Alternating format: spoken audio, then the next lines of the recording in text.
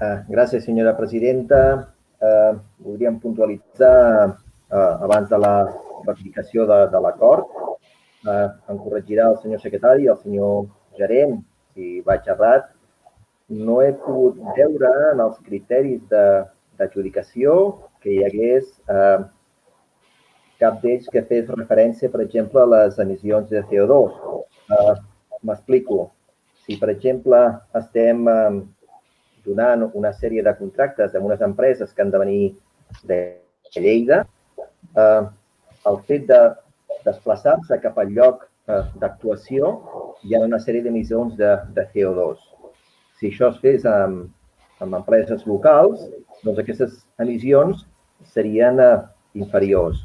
O sigui, què vinc a dir? El que vinc a exposar és que a vegades quan ens decantem per una empresa o una altra, estem fent servir criteris bàsicament administratius, és a dir, si estan al corrent de deutes de la Seguretat Social, que totes ho estan, perquè si no, no es podien presentar, però en canvi, tot i ser un tema de medi ambient, doncs a vegades passem per endavant el fet que les empreses que venen de fora doncs són més contaminants en tots aquests desplaçaments que si no és algun operador del territori.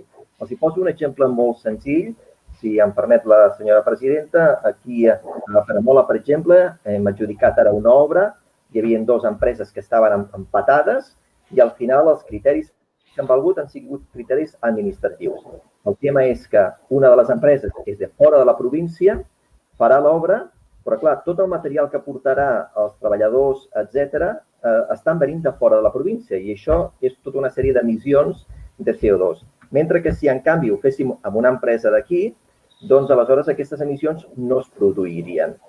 No sé si els equips jurídics podrien, per al futur, doncs tenir en compte que dintre de les bases de contractació hi hagi alguna de les bases que faci referència doncs, precisament a això, a aquest estalvi d'emissions de CO2 dintre de la natura. I d'aquesta manera també podríem